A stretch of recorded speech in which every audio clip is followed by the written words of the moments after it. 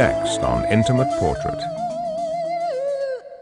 She was the daughter of a musical legend, but it was her own phenomenal voice that took the music world by storm. Natalie is a fun-loving, down-to-earth, incredible singer. She carries something in those genes that's just special.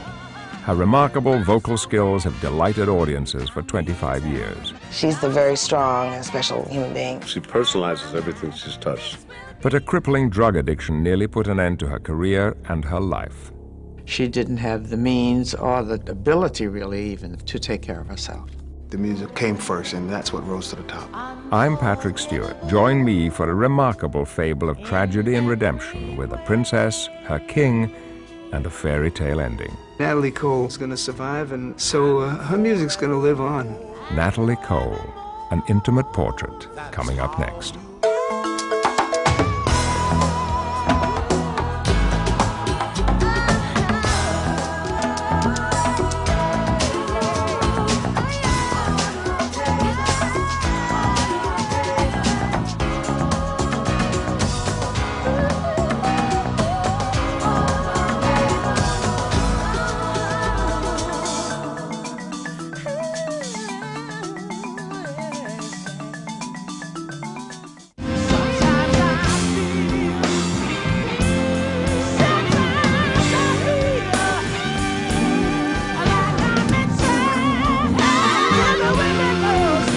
I never imagined that I would want to be a singer. I mean, it was just not part of my makeup or my desire. From very early on, I wanted to be a stewardess.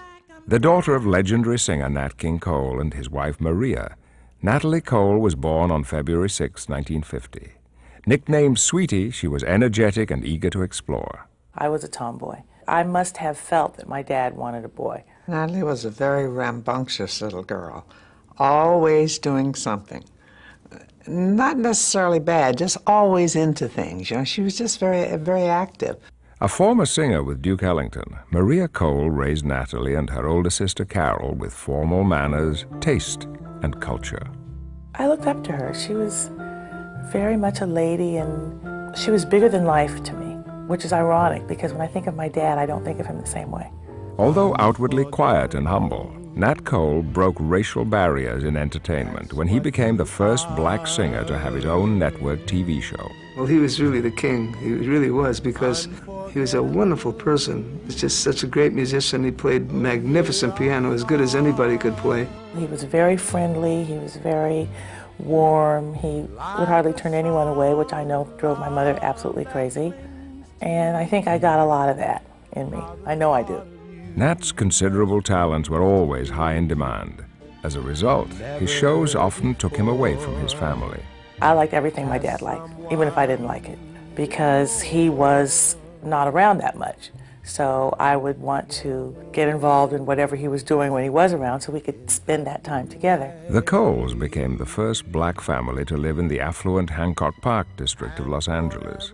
For young Natalie, it was a prosperous and sometimes sheltered life. My dad was performing in Mexico City and took us down there. And it was the first time that I had seen such poverty around me. I was brought up in a very lovely home in a beautiful neighborhood and couldn't imagine what it felt like to not have all the things that I had. I did take that for granted.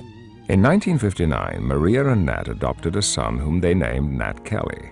Just 2 years later, Maria gave birth to twin girls, Timolyn and Casey. I think some of my happiest moments were holidays, because that was full family, lots of people, lots of food, lots of presents if it was Christmas. Through her father, Natalie was exposed to some of the greatest voices of the 20th century, including Pearl Bailey, Nancy Wilson, and Harry Belafonte. These people were aunts and uncles to me, you know. They were nice people. Really great, warm, fun-loving. They loved what they did. And when you look back on something like that and figure you're like 7, 8, 9 years old, what a life I had. Although she had never imagined a career in music, Natalie got her first taste of life in the spotlight when she was just 11 years old. My father was doing a show called I'm With You, and I actually asked if I could be in the show. I don't know what came over me to do this, but He said, okay, but you have to audition. And I said, no, are you kidding? I have to audition. He said, yeah, you have to audition. So I did. We went down to the studio, and he had me sing this song, and of course I got the part. In September of 1961, Natalie made her professional stage debut at the Greek Theater in Los Angeles.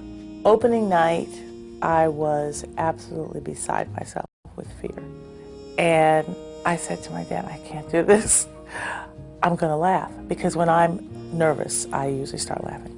And I said, I think I'm going to laugh, Dad. And he said, if you laugh, I'm going to whoop your butt. So I managed to get through it, but I was so nervous. She reminded me a lot, even more in later years, of her father once he walked out on a stage. They were comfortable out there, and she was even then.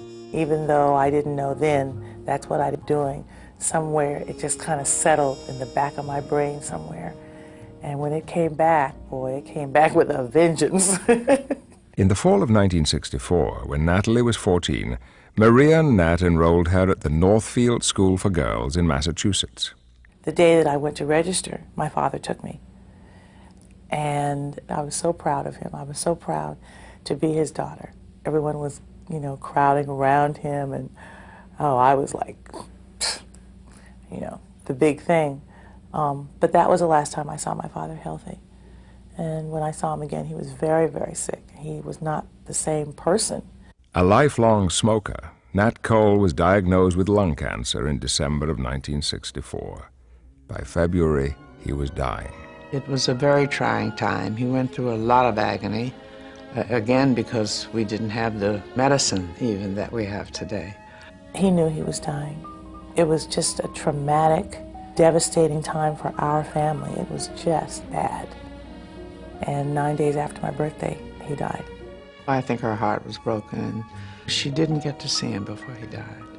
She saw him at the funeral parlor, and he, of course, looked good.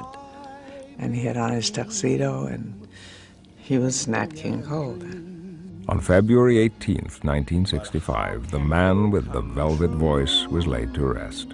At his funeral, Hollywood's biggest stars came to pay their last respects. Nat Cole was just 45 years old. Another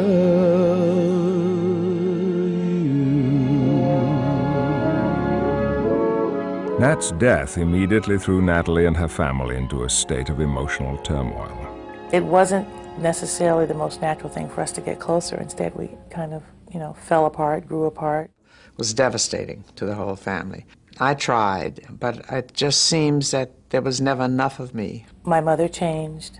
Our relationship changed. All the relationships changed. We were a very broken family. We really were. For a month, Natalie remained at home until her mother finally convinced her to return to school. My grades weren't affected too badly, and I knew that was important to my mom, that I do well. But inside, I was pretty much a mess. So I kept the image up of being okay on the outside. It was important to her. And I think that's who I really was trying to please, with my mom. And I stayed there another year, and then I came back to Los Angeles. By then, I was pretty screwed up. But back at home, Natalie became increasingly alienated from her mother and soon began to rebel. I got arrested for shoplifting. She just thought she's being smart. I don't know what was going on up there, but that was important to me that particular day to see if I could get away with it. And I think that was the beginning of the end for me. My mother was ready to send me to Siberia, you know, because she was so mortified. I was upset, of course, and they did not arrest her, though, but they caught her. And they took me into this room, and the guy says, and you are the daughter of Nat Cole. Oh, you ought to be ashamed of yourself. So you're getting that expectation, that pressure that you are not living up to the standard you're supposed to, and shame, shame, shame, shame, shame on you. And that's where it all starts. Natalie's relationship with her mother grew even more strained when she suddenly announced that she wanted to join a band. When I was around 17, 18, I started thinking about singing. And I told my mother that I think I want to quit school. I just wouldn't ever think of my children not going to college as long as I had a dime. That was first with me. And she said, absolutely not. If you do that, I will never speak to you again. You're going to finish your education, blah, blah, blah, blah, blah. I said, well, fine, go ahead, but don't come back here. I said, you're going to support yourself? Can you handle it? And, you know, I don't remember her answer, but it was something flipper thing. And I said, that's the only way. And of course, she never went. And so I couldn't stand her for that period of time. I thought she was just like the worst parent in the whole wide world. And at that point, I wanted to get as far away from home as possible. And I went to University of Massachusetts in Amherst, which was one of the best times I had. Next, as Natalie gains her independence, she discovers a new voice and a new vice. I'm Patrick Stewart. We now return to Natalie Cole, an intimate portrait. At the age of 18, Natalie put her music dreams on hold to study medicine at the University of Massachusetts. While there, she made a major discovery about herself. I didn't know I was black until I was in college. I mean, this was a shocking revelation. So I ended up going from a little white girl in black skin to a serious black sister with the afro, and I worked for the Black Panthers, and I was a revolutionary, and my mother was absolutely dying. She had that hairdo that they wore then, the hair all over I mean, just like this, and her flip attitude. It was just nothing that I approved of, nothing at all. Everything was just coming at me. And because I was in an independent state, I really could do whatever I wanted, and all the things I hadn't done, I think I decided to try. Like many college students at the time, Natalie began to experiment with illegal substances. Although it began innocently, her drug use would one day consume her life. We were trying all kinds of drugs, you know, like acid, quaaludes, uppers, downers. I don't know how I got through it. It's just God's grace. It's just meant for me to just get through and come out on the other side. During the summer of 1971, 21-year-old Natalie applied for a waitressing job at a local pub, but the owner had something else in mind. I filled out this little application. He said, well, you're Natalie Cole? I said, yes. And he goes, well, you're Nat King Cole's daughter? I said, yeah. Don't you sing? Well, you know, a little. And he goes, well, why don't you sing? Why don't you just put a band together and come in here and sing on the weekends? Natalie and her band performed an eclectic mix of music, covering everyone from Janis Joplin to her idol, Aretha Franklin, and the crowds loved it. We were tearing it up. So by September, when school started again, I had this kind of steady job at the Amherst pub. And of course, I was afraid to tell my mother. So I didn't. By the time I graduated, I had jobs lined up. In 1972, Natalie graduated from college with a degree in child psychology. By then, she was already a veteran of the nightclub scene, having sung all across the Northeast.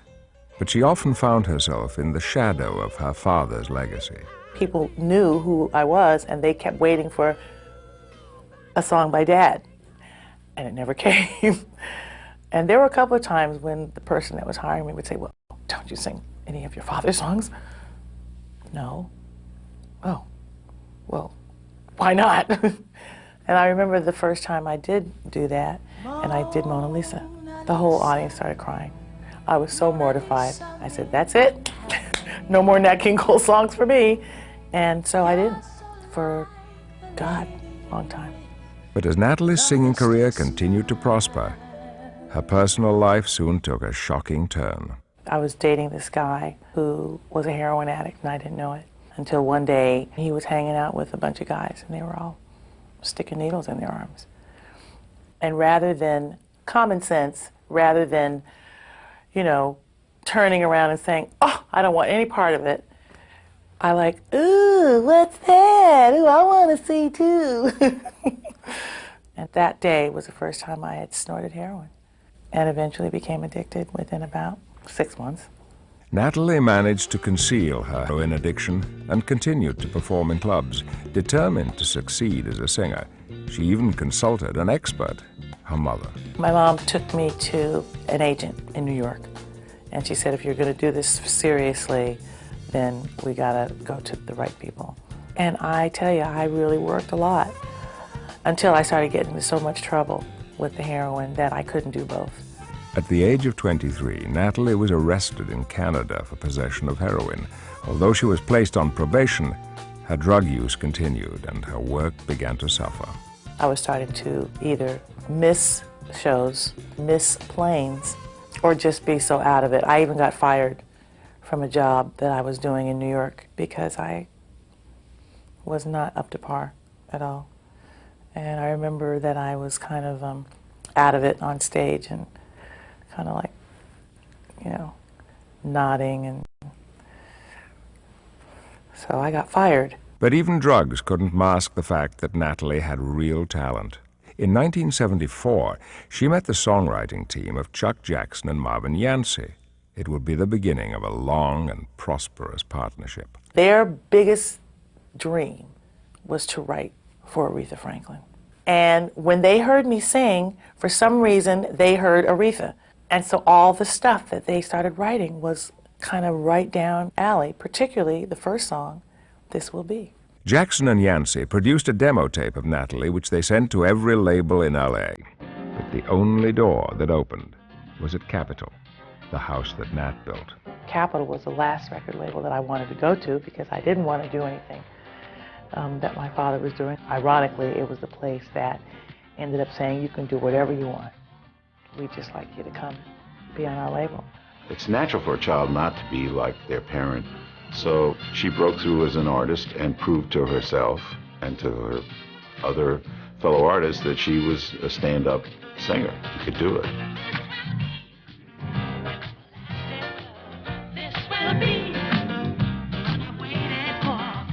Released in 1975, Natalie's debut album, Inseparable, was an instant smash. And This Will Be became a top 10 hit.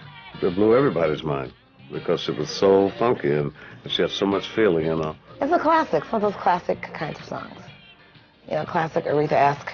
She was right front and center for what was going on at that time. But Natalie was barely able to register her overnight success. The record came out, and I was still on heroin. And the day that I first heard This Will Be on the radio, I was in New York, in Harlem, walking down 113th towards the house of my dealer friend, to get some stuff. And This Will Be came on the radio. And the irony of that was like a frozen moment. And I stopped for a minute, but I kept right on walking to my dealer's house. Through the efforts of a close cousin, Natalie was able to finally get clean of her heroin addiction. My cousin was a very prayed-up woman, and I ended up being sick all night. And she was back there praising the Lord, and every time I got sick, she'd praise him some more. And that was the last time I touched it. Now free of heroin, 25-year-old Natalie became the toast of the music industry and the darling of the media. But when the press hailed her as the next Aretha Franklin, they inadvertently turned her musical mentor into her public rival. Most little black girls who are trying to grow up and become singers, you know, from 1965 on, I think people looked for the Aretha of them. The media really pitted us against one another. And I knew it wasn't true, that I was trying to take anything from this woman. But I think it kind of got to her.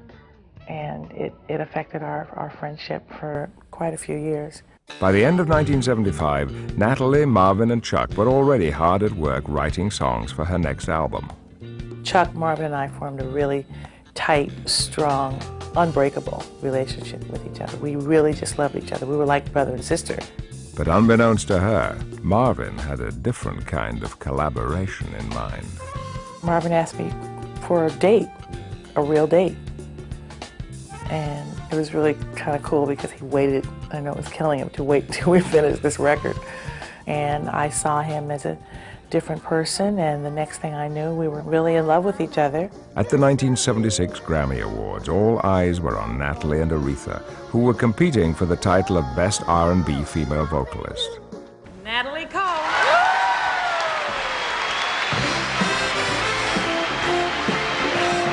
She had won that category 9 years in a row. And I was devastated that I would have been the one to take it away from her instead of feeling good. Natalie walked home with 2 Grammys for Inseparable, including Best New Artist of 1975. In less than a year, she had become a star. While Natalie's next album was in production, her relationship with Marvin grew more intense. In July of 1976, they were secretly married in Chicago, where Marvin was pastor of his own church. Everybody loved him, and everybody loved me, and I really felt it. And it was, for me, it was the beginning of a sense of family again, and that's what Marvin gave me. He loved his church, and he loved his music, and he loved me, and I knew that for sure. And that's what made our relationship so special. Coming up, as Natalie's career rises, her life is nearly destroyed.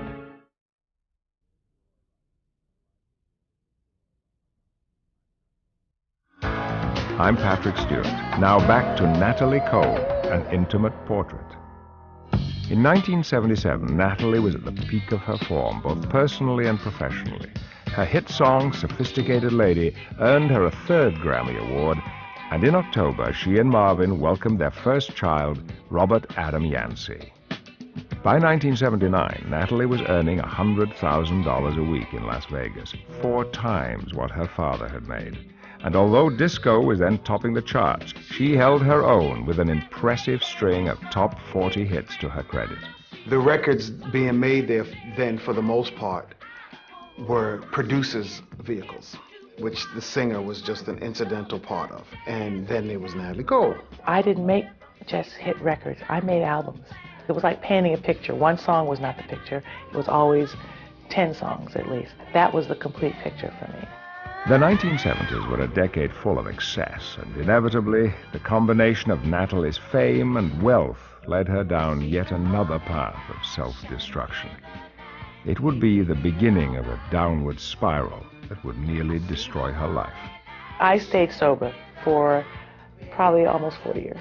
And with the success that we were having, again, just being young and dumb, I started off into, and kind of pulled Marvin in, getting off into cocaine. And everything went downhill, right into the toilet. Clouded by drugs, Natalie soon began to develop a reputation for being difficult, prone to fits of rage and arrogance. I had no conscience during that time. In some ways, the cocaine was worse than the heroin and the things that it made me do, because my life had changed so much. So I had responsibilities. I had a son and a home to take care of and a career to really protect, and I didn't do any of those things. Natalie's relationship with Marvin began to deteriorate, and in 1980 they divorced. Although 3-year-old Robbie stayed with Natalie, her self-destructive behavior left her careless and indifferent. I would not be truthful if I didn't think that this had affected my son. Children are very vulnerable and very sensitive, and I know that Robbie knew something was going on with me. Rumors about Natalie's drug problem had been floating around the press. Though she boldly denied the charges, her unhealthy physical appearance spoke volumes. My daughter was always tall, and she was the size of a string bean, and I just couldn't understand it. I guess it was a combination of what she would think of me and what it would do to her, that I kept that from her. We had a long time where we did not have much conversation, and I think I sort of really didn't realize how bad it was. Despite their rocky relationship, Maria eventually discovered the horrifying truth about her daughter.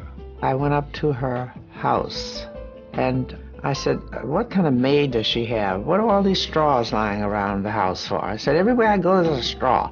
And when that was explained to me, then I realized how devastating it really was.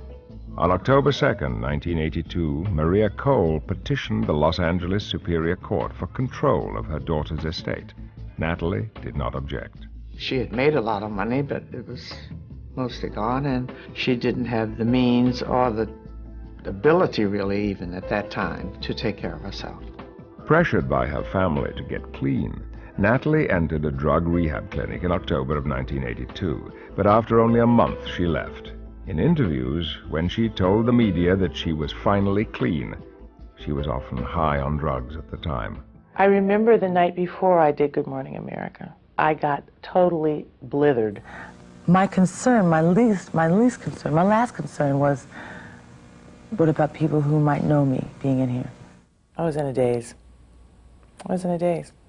And I really probably, a part of me believed I was telling the truth, that I was gonna be okay. The last couple of days before I left, one girl said to me, "Do you know that I just realized who you are?" Yeah. And when she said that to me, I just realized who I was. Wow. And I said, you know what? I said, I think it's time for me to go. With Robbie safely in the care of his nanny, Natalie's downward spiral continued, both personally and professionally. Although Marvin had remarried, she persuaded him to re-team with Chuck for her next album, I'm Ready. But the reunion was doomed. I'm absolutely ashamed of that album. Everything was wrong. It was a bad time in my life. I was in the final throes of my drug addiction. The songs really weren't that great. My voice was in really not good shape. And the album really should have been shelved. It should have been. And of course, no one took the hit, but yours truly. And that's not really fair. I'm Ready sold less than 50,000 copies. Natalie's career had hit rock bottom. Although the record industry began to turn its back on Natalie, she managed to find a new manager who agreed to help get her back on track. The interesting thing about Dan was that when he came to me, he actually believed that I was going to be a success again. And I had given up. I really had. I felt that once she took care of her personal distractions, that she could attain any goal that she set out to. I couldn't understand how this man could still believe in me. He said, I believe you can still make some home runs. I'm just kind of looking at him like, you're right. And he said, but we got to do something first. Dan Cleary took Natalie to the Hazelden Foundation in Center City, Minnesota, where she began an intense 30-day treatment program. I thought, this is the end of my life. I'm going to die here. And nothing is fair, and poor me, and I hate this, and I hate everybody. And I was a very angry, messed up, troubled soul. And then something happened. The last week, maybe, before the 30 days was up. And I said, I don't know when I'm coming home. I don't think I'm ready. And that was the turnaround. That was like, God, she's got it. She's really got it. And so I went from hating to be there to being afraid to leave, which is exactly where you're supposed to be.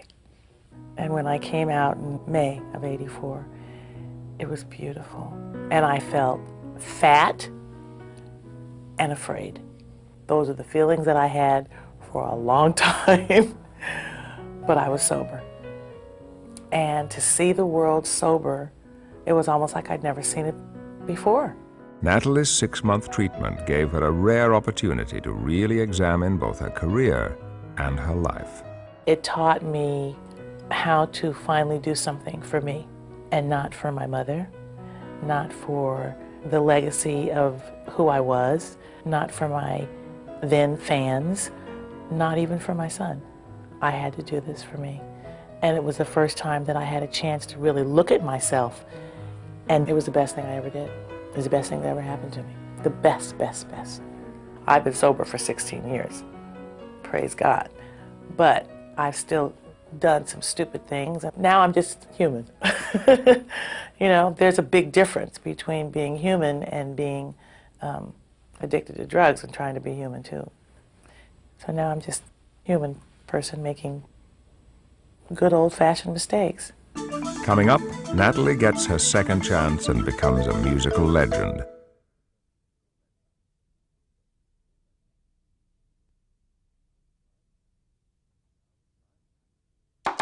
I'm Patrick Stewart. We now return to Natalie Cole, an intimate portrait. At the age of 34, Natalie began the difficult task of rebuilding her career. But because of her past drug problems and her lackluster record sales, music executives still refused to give her a chance. I had, in a way, burned a lot of people.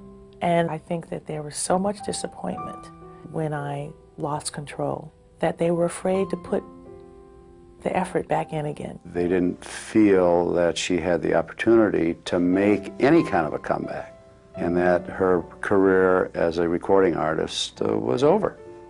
So it was very, very difficult. It took about 5 years to kind of get back to the place where I felt, at least professionally, that I could stand up next to a few people. Natalie also began to repair her relationship with 7-year-old Robbie. It was important that she remained sober for him because in 1985, Marvin suddenly died of a heart attack. He was just 35 years old. We were no longer married, but we had kept our relationship very friendly because of Robbie and because we really still did love each other. And a part of me did die with him. I know that now in just the way that I talk about him and the way that I feel about him still. And that's a good thing, to have had that. In 1985, Natalie released her comeback album, Dangerous. The sales were modest, and it would be another 2 years before she was finally back on the charts. Every artist in the world will go through a plateau that you figure they're never going to come out of it. And a lot of them don't. But she's not a traditional lady. This is just not what you're dealing with. On her 1987 album, Everlasting, Natalie took a chance on a new style of music and wound up with her first hit in nearly a decade, a cover of the Bruce Springsteen song, Pink Cadillac.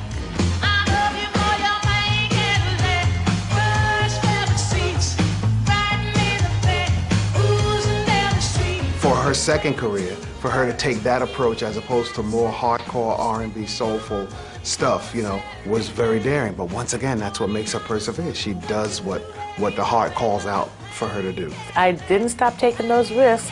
I hadn't lost that. You know, I was just taking the risks in the right spot now. And so we did, and it paid off. When Everlasting was nominated for a Grammy, the music industry once again took notice. Natalie's next album, released in 1989, was aptly titled Good to Be Back. That's exactly how it felt. It was good to be back. While recording the album, Natalie fell in love with its producer, Andre Fisher. In September of 1989, at the age of 39, she married him. But the pressure to produce more hit songs began to get to her. It was becoming more difficult for her to be a pop artist. I always say that the greatest thing you can do is retreat and attack in another direction. And that's exactly what she did. In 1990, Natalie finally decided to take on the challenge of recording her father's songs. I was just ready. Something inside of me was like ready to say thank you. Not just I love you, but thank you. I had resolved those demons that had kept me in guilt all those years. I don't think she had any expectations. She just wanted to be true to the art form and have fun, and she did. Unforgettable. The highlight of the album was its title track, which used new studio technology to pair Natalie and Nat in a magical duet. When we recorded Unforgettable, the orchestra was like, they could hardly play because they were gasping when they heard his voice come in and hearing her sing. And it was almost like he was alive again, you know. My mom actually came down to one of the sessions here in Los Angeles, and I was overjoyed that she would even do that, because my mom is very protective of my dad's memory, and I don't blame her. And I think she was really quite moved by the whole process of it. When they did it the first time, I cried, of course. I just broke down. It was very hard for me. I don't listen to my husband's music very much, and this was very, very difficult. That's why, darling, it's incredible that someone so unforgettable thinks. I remember the last day, and all of us sat in the studio and listened to the record from top to bottom. There wasn't a dry eye in the place.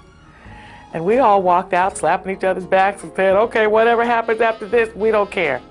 And, you know, we figured the jazz community would appreciate it, and the Nat King Cole fans would appreciate it, and fine. That was it. Who knew that something like that would get on the radio? We didn't know. I mean, we just thought we were making great music. And then guess what? The public bought it anyway. Unforgettable became one of the biggest surprise hits in music history, hitting #1 on the pop charts and selling over 9 million copies worldwide. Unforgettable was an event, and that's what distinguished it from the rest of the things that were being released. You know, the airwaves parted. The Beatles generation now have 2 or 3 children. All of a sudden they started saying, hey, our parents really weren't that wrong. This is pretty nice. It had a sense of history in it, and connection, and good music, and great talent on her part and her father's part. To a great degree, I think people wanted to kind of downplay the success. But the night of the Grammys, you couldn't. It was just there, and it was like in your face. Gotcha. Gotcha, totally off guard. The record of the year, Unforgettable. Natalie Cole, producer David Foster. Unforgettable swept the 1992 Grammys, winning a total of 7 awards, including Song of the Year, Record of the Year, and Album of the Year. I remember getting up to accept an award one of the times that I got up to accept an award, and I said, I really didn't think we were going to win. And everyone else went, oh, yeah, right. But I mean, you just don't, because we know anything can happen, and it changed my life. It had already started to change my life, but it changed my life. I did things, traveled places, met people, sang with people that I don't think I would have ever had the chance to if I hadn't taken that turn. It gave me a chance to get all gussied up and dressed up and just put on those pretty gowns, and oh, I was just having the time of my life. And it's like we started a little bit of a trend. There's more jazz out there now, almost like, you know, we're back in the 40s or something. It's very cool. With Unforgettable, Natalie's career soared higher than it ever had before. But the album also gave her success in more personal areas.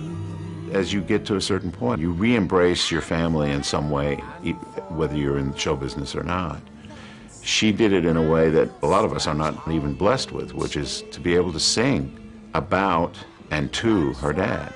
I can't think of anything else she could do with him that would be as perfect as that was. I like to think that it was a big step towards healing for all of us. And I didn't mean for it to be that way, and I certainly didn't know it was going to be that way, but I do think that it helped.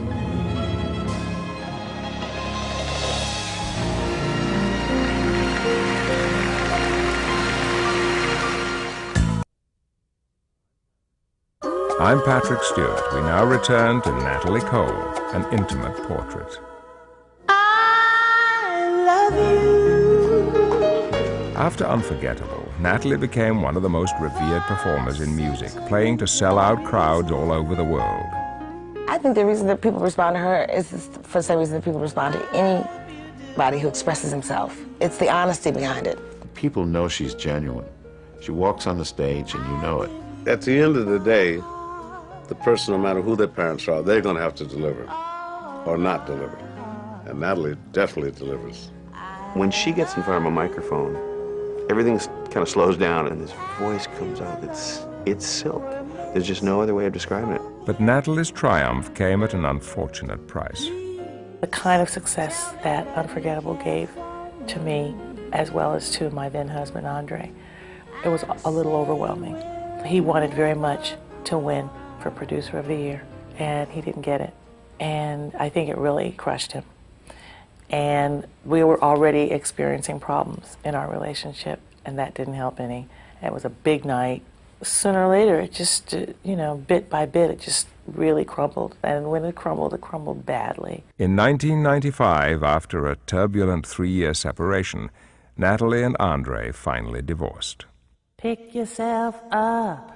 Always reinventing herself, Natalie made her acting debut at the age of 42 on the TV series I'll Fly Away. Since then, she has carved out an acclaimed new career as an actress. I don't believe it. What? All this time you've been coming here, you've never asked me out to dinner. Look, I ain't never had no job before. I didn't have nothing to offer. In addition to many charitable causes, Natalie courageously shares her experiences with drugs in an effort to help others. It's still very therapeutic to talk about it, and it's also very educational for people who think that this could never happen to someone who's brought up in a nice home, or who's brought up well, or who's brought up with values, or in the right culture. Or that has nothing to do with it. With everything that was provided for me, I just didn't have what it took to stay above ground. And that's why I talk about it. Natalie is never far from a microphone. Released in 1999, Snowfall on the Sahara showcased her incredible musical diversity with an eclectic mix of R&B, soul, and pop. It's almost like I took a sabbatical from this kind of music for the 7 years that I've been doing the standards. So when I got ready to do this music again, I was just ready mentally, emotionally, spiritually, and I think you can hear it. I think you can hear it in my voice. She has moments in this new album where she rocks out. Trust me, she is just the queen of that. There's a part of me that's still very rebellious as an artist, and that is I will not allow anyone to put me in a niche. I just won't allow it. I ain't having it. And so I keep changing up just when you think you know me, because it's all who I am. I am a bit of a chameleon. Today, Natalie lives in Los Angeles and maintains a close and loving relationship with her son, Rob, who is now a college graduate and a budding musician. I wouldn't be surprised if he ended up being in this business big time. And I'm going to make sure I stay around as long as I possibly can to make sure he does. That's my deal with me and God. After years of estrangement, Natalie and her mother are finally coming to terms with their relationship. Our relationship gets better and better. She's reached a point in her life where she understands probably why a lot of things happen like they did. One thing that I've always known, even though I wish I could have heard it more, was that she's really proud of me. And I know that. I can see it. It takes a lot of understanding and a lot of communication, which is where I think we have erred. There has not been enough communication. She's not a terribly demonstrative person, but every now and then she'll just give me that squeeze and that hug, and it's so great. And that's really all I think that daughters want from their moms. She wasn't too wrong about a lot of things that she told me when I was growing up. I hate that, but it's true. So, Mama's cool. I love her. Though Nat Cole died a decade before his daughter's first hit song, there's no question what he would have thought of her success. Nat Cole, if he were living today and saw what's happening to Natalie, he would be over the moon. He would have been very proud of what she's done. I don't even think he would have been as concerned with the music as he would have said, this girl is really something. She has really gone and done something like this. I think he would be so pleased with me that I would have had the guts to do it. And I think that he would have liked. It's been 25 years since Natalie Cole took the music industry by storm. And although it's been an often difficult journey, she remains grounded in her life and in her music. I'm proud of the woman that I am today, with everything that's happened, every single thing. I'm proud of the family that I have come from. For me, creating music is a part of my being. It's something that kind of comes out of me. I love feeling the audience. I feel them holding me. I think some of it is because of the kind of music I've been doing, is that they feel touched, and so they touch me back. And I can feel that. And that's really cool. That's a beautiful thing.